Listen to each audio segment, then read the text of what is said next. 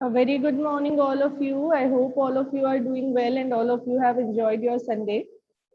बेटा हमने previous class में पॉवर्टी वाला चैप्टर रनिंग में लिया था. हम कॉजेज ऑफ पॉवर्टी डिस्कस करने वाले थे. बट बिफोर दैट सैटरडे को जो अपडेटेड सिलेबस आ गया है आपका डिवाइडेड सिलेबस टर्म 1 और टर्म 2 का, हम उस पर एक डिस्कशन जरूर ले लेते हैं आज की क्लास में, ताकि आपको पता रहे क्या चीजें आपको टर्म 1 के लिए प्रिपेयर करनी है और क्या टर्म 2 के लिए. पहले देखें, टर्म 1 का जो पेपर होगा वो 40 मार्क्स का पेपर होगा, MCQ based question paper. 40 marks में अभी तक यही अजम्पशन है, 1 मार्क ईच एमसीक्यूज आएंगे. 90 मिनट्स का टाइम दिया जाएगा आपको, यानी for one question you will receive more than 2 minutes. ठीक है, तो मोर देन 2 मिनट्स अगर आपको मिलने वाले हैं, you will get more than 2 minutes, तो यानी कि क्वेश्चन तो वहां पे कॉम्प्लिकेटेड होने ही वाले हैं. अब एक बढ़िया बात भी कह सकते हैं, सबसे बेस्ट चीज ये कि अभी तक हमने मैक्रो इकोनॉमिक्स जितनी भी पढ़ी है वो आपके अपकमिंग टर्म 1 का पार्ट नहीं है, वो टर्म 2 का पार्ट है. इट मींस उसको हम आफ्टर दिसंबर पूरा का पूरा रिवीजन में ले सकते हैं आराम से, कोई प्रॉब्लम नहीं है. अभी जो भी स्टार्ट करेंगे वो सारा फ्रेश स्टार्टिंग रहेगी आपकी. मैक्रो इकोनॉमिक्स का सारा पोर्शन टर्म 1 में आने वाला हमें अब पढ़ना है. 18 मार्क्स की वेटेज है, यानी ज्यादा वेटेज मैक्रो ये ज्यादा वेटेज इंडियन इको को दी गई है 822 की आउट ऑफ 40. ये 18 मार्क्स की वेटेज वाले चैप्टर्स देखिए. Money and banking chapter 5 and chapter 6 of macro economics, government budget chapter number 10 of macro economics, BOP and foreign exchange rate chapter 10 and 11, sorry 11 and 12. यहाँ सिर्फ बीओपी लिखा हुआ है, दोनों चैप्टर्स बीओपी की कैटेगरी में ही आते हैं, balance of payment and foreign exchange rate. फिर इंडियन इको की बात करें तो चैप्टर 1, 2, 3, 4, 5 एंड 6, 1 से 6 तक चैप्टर्स आपको दिए हैं मैक्रो ये इंडियन इकोनॉमिक डेवलपमेंट के टर्म 1 में. इनमें से सिर्फ एमसीक्यूज आएंगे, क्योंकि चैप्टर 1, 2, 3 में तो बहुत सारा कंटेंट है जहां से एमसीक्यू बन सकते हैं. हमने कितनी सारी चीजें पढ़ी है, कितनी सारी डेट्स पढ़ी है, राइट. तो वो सारा आपके चैप्टर 1, 2, 3 और 4, 5, 6 वाला पोर्शन टर्म 1 के लिए रखा गया है. अब देखिए, प्रोजेक्ट वर्क को 2 पार्ट्स में डिवाइड कर दिया. जो 20 मार्क्स का प्रोजेक्ट वर्क हुआ करता था उसको 10 एंड 10 2 ग्रुप्स बना दिए.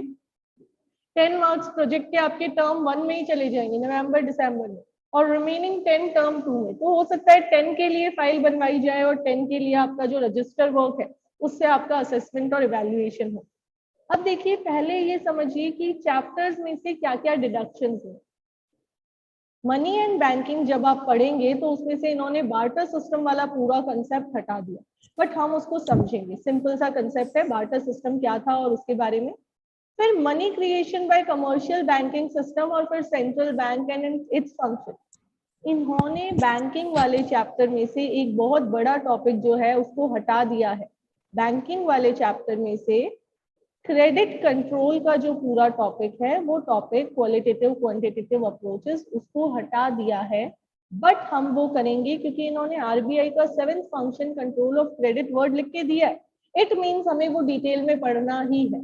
ठीक है, यहाँ कंफ्यूजन हो सकता है कि हट गया है, बट हमें करना है क्योंकि अगेन वो टर्म 2 के एडीएस का भी पार्ट है, तो हम उसको पूरा डिटेल में करने वाले हैं. आप ये मान के चलिए चैप्टर 5 और 6 कुछ भी डिडक्ट नहीं हुआ है. चैप्टर 10 हमें पूरा पूरा करना है, गवर्नमेंट बजट वाला.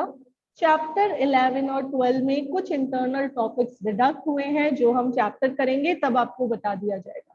बैलेंस ऑफ पेमेंट और फॉरेन एक्सचेंज रेट चैप्टर के अंदर कुछ छोटी छोटी चीजें हैं जिनको हटाया गया है.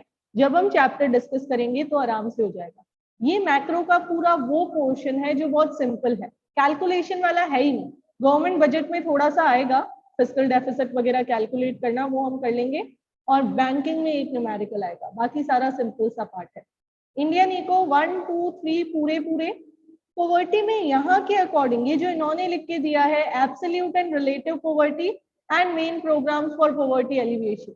इसका मतलब तो ये है कि इन्होंने पॉवर्टी लाइन का कंसेप्ट पूरी तरीके से हटा दिया, कॉजेज ऑफ पॉवर्टी हटा दिए, common characteristics of poor people हटा दिए. बट मैं आपको ये एडवाइस दूंगी कि हमें एक थॉरो रीडिंग कर लेंगे, अच्छे से याद वाली चीज नहीं, क्योंकि हमें लिखना नहीं है उसको सब्जेक्टिव पैटर्न में, बट एटलीस्ट हम अपडेटेड हो कि पॉवर्टी के क्या कॉजेज होते हैं और पॉवर्टी लाइन क्या है, क्योंकि पॉवर्टी लाइन वाले में से एमसीक्यूज बन सकते थे, राइट. तो हम उस कंसेप्ट को स्किप नहीं करेंगे, हम उसको पढ़ चुके हैं ऑलरेडी, तो आपको वो तो लर्न करना है. फिर human capital formation, how people become resource, easy सा पार्ट है, और how human role of human capital in economic development जब करेंगे तो बताएंगे। चैप्टर के अंदर कुछ टॉपिक्स हटे हैं, 5th चैप्टर में जब हम चैप्टर पढ़ेंगे तो मैं आपको बता दूंगी क्या क्या हट गया है। रूरल डेवलपमेंट पूरा चैप्टर है ऑलमोस्ट हमारे, कुछ एक दो छोटे छोटे टॉपिक्स जो होते हैं वो बता दिए जाएंगे। टर्म 1 में इतना ही। इंडियन इको चैप्टर 1 से chapter 6, macro economics chapter 5, 6 and then 10, 11, 12, 5 chapters of macro and 6 chapters of Indian eco. हमें स्पीडली चलना पड़ेगा क्योंकि हमें पूरी मैक्रो अब करनी है और इंडियन इको के भी ऑलमोस्ट 3 चैप्टर्स रिमेनिंग है, राइट। सब्जेक्टिव पेपर की बात करते हैं तो हमारे पास बाद में टर्म 2 के लिए बहुत ज्यादा बड़ा फायदा हो गया है। हमने already national income and related components कर लिया, और ये income, determination of income and employment, ये बड़ा पार्ट है, हम करके रखेंगे पहले से। फिर इंडियन इकोनॉमिक डेवलपमेंट रिमेनिंग जो चैप्टर्स है 7, 8, 9 and 10, employment, infrastructure, sustainable development and comparative analysis, इसको पूरा आपको अब करना है। फिर ये नेशनल इनकम, इसमें कुछ नहीं कटा है। नेक्स्ट एडीएस कुछ भी नहीं डिडक्ट हुआ है, सब कुछ आपके सिलेबस में है। एम्प्लॉयमेंट, इंफ्रास्ट्रक्चर और सस्टेनेबल डेवलपमेंट ऑलमोस्ट सारी चीजें हैं। इंफ्रास्ट्रक्चर में एक पार्ट कट गया है। इंफ्रास्ट्रक्चर जब हम पढ़ने वाले थे ना तो 2 चीजें इस चैप्टर के अंदर थी, एनर्जी और हेल्थ। अब इन्होंने एनर्जी वाला पूरा हटा दिया है, सिर्फ हेल्थ का पोर्शन बचा है, तो हमें हेल्थ ही पढ़ना है, बाकी एक पोर्शन इसमें कट हो गया है, ठीक है। तो वो जब हम चैप्टर पढ़ेंगे तो आपको बता दिया जाएगा कि क्या क्या डिडक्ट हो गया है। फिर चैप्टर नंबर 10 में भी कुछ थोड़े से पोर्शंस जो हैं वो डिडक्ट हो गए हैं, ठीक है। तो वो जो डिडक्ट हो गए हैं वो हम देख लेंगे क्या डिडक्ट हुए हैं जब हमारा चैप्टर स्टार्ट होगा। बेसिकली अभी आपको चैप्टर्स माइंड में क्लियर रखना है। मैक्रो में जितना कर लिया वो कुछ भी नहीं आने वाला, जो नहीं किया वो सारा आने वाला है। चैप्टर 5, 6 और उसके बाद में 10, 11, 12, ठीक है। एडीएस वाला पूरा कंपोनेंट अभी नहीं आएगा टर्म 1 में। और इंडियन इको में मैंने आपको बता दिया 1 से 6 तक, जिसमें 4th चैप्टर हमारा रनिंग है, 5, 6 और फिर मैक्रो इकोनॉमिक्स, राइट। चलिए अब आगे बढ़ते हैं, हम पॉवर्टी वाले चैप्टर पे थे, उसका डिस्कशन ले लेते हैं, स्टार्ट कर देते। चलिए तो फिर सिलेबस अपडेट हमने डिसाइड कर लिया है, डिस्कस कर लिया है, सॉरी। और उस डिस्कशन के बाद हम वापस आ जाते हैं on chapter number 4 of Indian eco, that is poverty. Poverty वाले चैप्टर में as per the updated syllabus आपको एब्सोल्यूट और रिलेटिव पॉवर्टी का मेजर पढ़ना है और पढ़ने हैं पॉवर्टी एलिवेशन प्रोग्राम्स। बट क्योंकि हमने रिमेनिंग पार्ट रीड कर लिया है ऑलरेडी, तो हम कॉजेज ऑफ पॉवर्टी को भी सिर्फ रीड कर लेंगे। Cause number 1, population explosion. जब हमारी कंट्री की पॉपुलेशन हाई रहेगी तो डेफिनेटली गवर्नमेंट उन सबको सर्विसेज नहीं प्रोवाइड कर पाएगी, तो ऐसे में पॉवर्टी की प्रॉब्लम बढ़ेगी। पर कैपिटा इनकम कम होगी, जीडीपी की जो ग्रोथ होगी उसके बेनिफिट सबको नहीं मिल पाएंगे, जिसकी वजह से पॉवर्टी इंक्रीज होने लगेगी। नंबर 2, इकोनॉमिक डेवलपमेंट अगर स्लो रहेगा, low level of economic development, economic development low होगा तो जॉब अपॉर्चुनिटीज क्रिएट नहीं होंगी, and in the absence of job opportunities people will become poor. Number 3, poor state of agriculture. Economy where maximum people are still dependent on agriculture directly or indirectly, वैसी economy में जब agriculture ही poor है, backward है, हमने पढ़ा था ना LPG ने एग्रीकल्चर को नेग्लेक्ट किया था और उसके बाद एग्रीकल्चर ने और एडवर्स चीजें फेस की। तो इन दैट कंडीशन एग्रीकल्चर पे जो भी लोग डिपेंडेंट हैं उन लोगों की इनकम लेवल कम हो जाएंगे। तो poor state of agriculture is also one important reason for poverty. Next, high illiteracy rate. Illiteracy rate बहुत ज्यादा है, लोग एजुकेटेड नहीं है और लिटरेट भी नहीं, तो ऐसे में इलिटरेट लोगों को काम नहीं मिल पाता, काम नहीं मिलता तो अल्टीमेटली वो पुअर रहते हैं। Next, unemployment the major reason. Next, high level of indebtedness. Already आप पुअर हो, फिर आपको बोरोइंग करनी पड़ जाती है अपनी नीड्स को फुलफिल करने के लिए, वो बोरोइंग आपकी फ्यूचर अर्निंग को भी लेके चली जाती है। हम जो अर्न करते हैं वो पैसा भी हमें कहाँ लगाना पड़ता है, अपनी पुराने डेट्स को ओवरकम करने में, तो ये पॉवर्टी का रीजन। फिर इनइक्वालिटीज ऑफ इनकम, जो रिच के लिए इनकम सोर्सेस बढ़ा देती है और पुअर के लिए इनकम सोर्सेस को कम कर देती है। Rich is becoming more rich and poor is becoming more poor. तो ये जो इनइक्वालिटी ऑफ इनकम है, जो पुअर और रिच के बीच का गल्फ है, ये और पॉवर्टी को बढ़ाता ही है, क्योंकि पुअर फैमिली वाले लोग और पुअर ही होते जाते हैं। इसके बाद में देखिए इन्फ्लेशन, राइजिंग इन्फ्लेशन भी क्या करता है, हमारी कंट्री में पॉवर्टी को इंक्रीज करता है। राइजिंग इन्फ्लेशन इन्फ्लेशन बढ़ेगा तो adverse effect poor section of society को ज्यादा फेस करने पड़ेंगे, और काफी बार इन्फ्लेशन की वजह से जो लोअर मिडिल क्लास लोग होते हैं वो भी पुअर कैटेगरी में आ जाते हैं। लोअर मिडिल क्लास जो लोग हैं वो भी पॉवर्टी लाइन के नीचे आ जाते हैं, तो वो भी पॉवर्टी को इंक्रीज करता है। Just give me a second.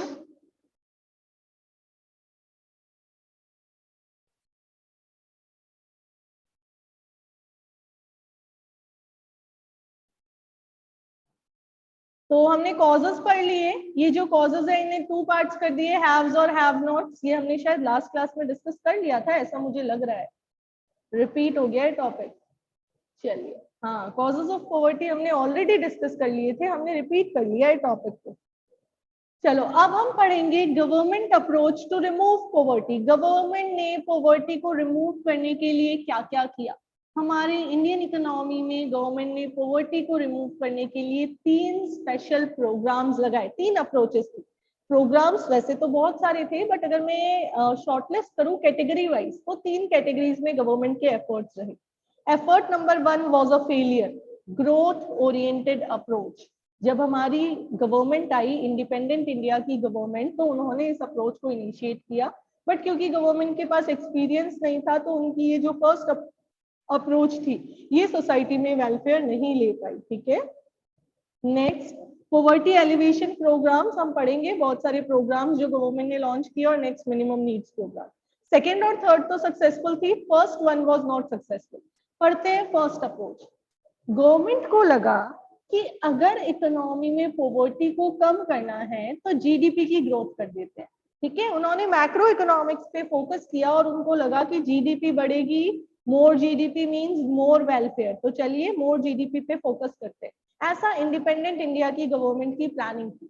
First 5 year plan से ही उन्होंने ये एक्सपेक्ट किया कि हमें पूरा पूरा फोकस करना है टू इंक्रीज द जीडीपी, और जीडीपी इंक्रीज होगी तो पर कैपिटा इनकम इंक्रीज होगी और सोसाइटी के सभी सेक्शंस को फायदा होगा, पॉवर्टी ट्रिकल डाउन हो जाएगी। ये गवर्नमेंट को लगा। इसके लिए गवर्नमेंट ने इंडस्ट्रियल डेवलपमेंट किया, एग्रीकल्चर को ट्रांसफॉर्म किया, ग्रीन रिवॉल्यूशन इनिशिएट किया और अंडर डेवलप्ड रीजन को डेवलप करने की कोशिश की। बट आपको ये हाईलाइट कर लेना है, अगर आपको पूछ ले which approach of government to elevate poverty proved to be ineffective, तो growth oriented approach will be the answer। ये अप्रोच ineffective रही, रीजन क्या था। Number 1, population growth resulted in very low growth in per capita income।